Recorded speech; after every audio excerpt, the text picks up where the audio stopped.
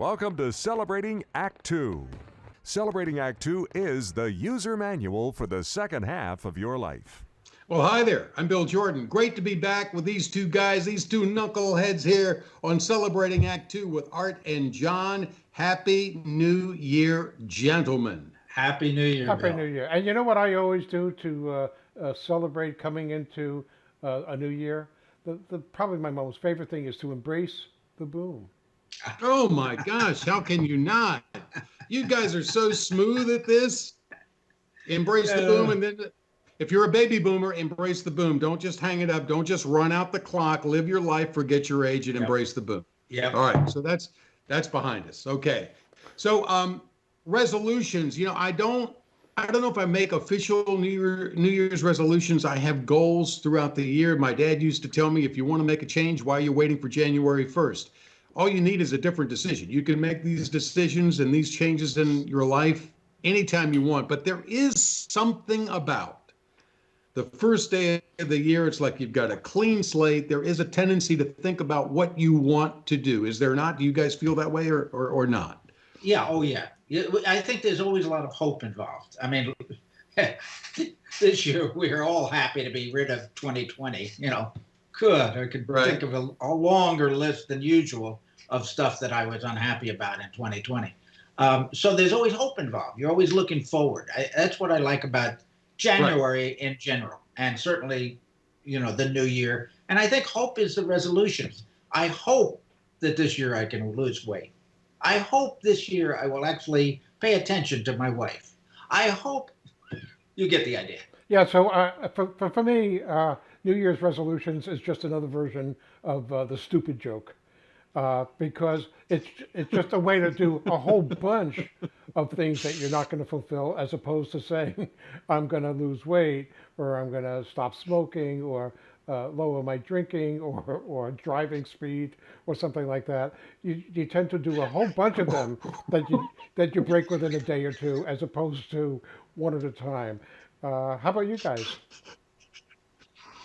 Well, you haven't lower my driving speed or my drinking, or lower my drinking and driving speed. My gosh. Well, I always try to do something. I am still trying to lose weight. 2020 did see me weigh less at the end of the year than at the beginning, and that was a goal of mine. And I happened upon a strategy on that my brother shared with me. It is with anything we do. If you do have a goal of whatever it is, that success leaves clues. And I'm a firm believer in that. And also failure leaves clues. So if you are, say, 65 years old and you want to lose 10 pounds, it's a simple matter of finding a 65-year-old who has lost 10 pounds and ask them what they did and then do it.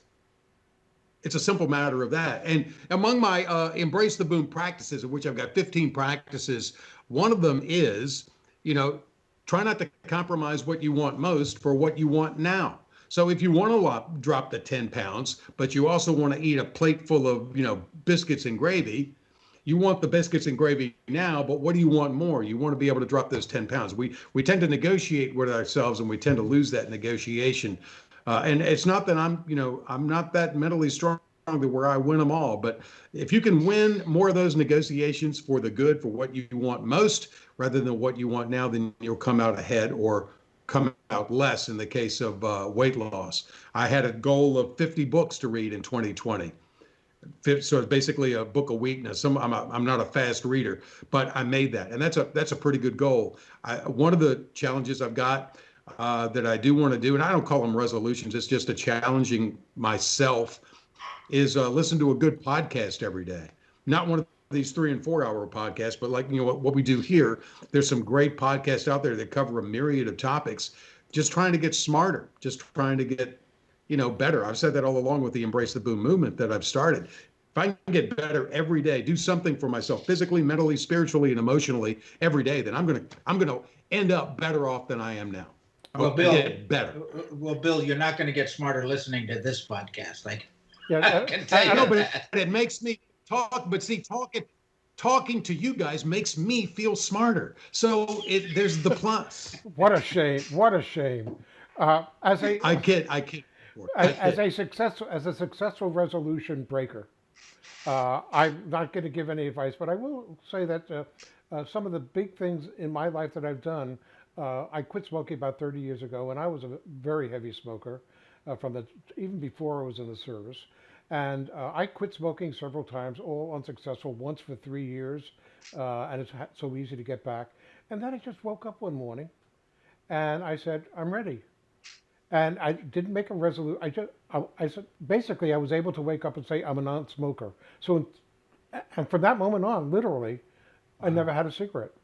And I didn't That's want amazing. one. I didn't desire one. The first time I quit seriously, I was working in Manhattan, and I would live to go up the stairs behind people lighting cigarettes, so that even though I had quit, I could get the secondhand smoke, or I'd ride on the Long Island Railroad in the smoking car.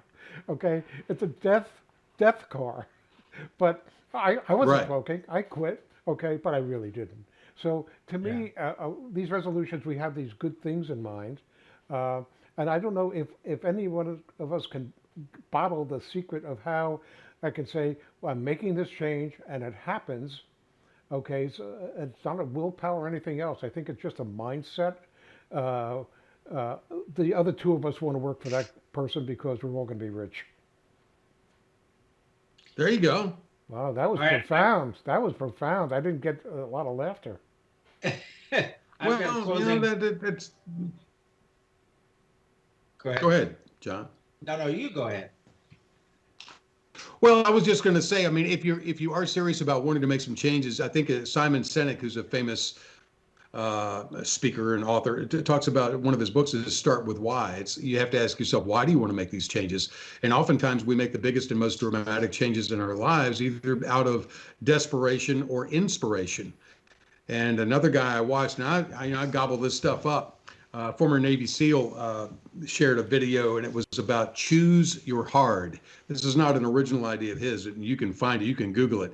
Choose your hard, meaning marriage is hard, divorce is hard. They're both hard. Choose your hard. It's being financially broke is hard. Being financially organized so that you're financially okay, that's also hard. Choose your hard. So which one do you want to be? If you're overweight and you're having to, blood pressure's going up and you're risking diabetes or whatever, that's hard. Also, the discipline of eating well and exercising is hard. Choose your hard. Choose the difficulty.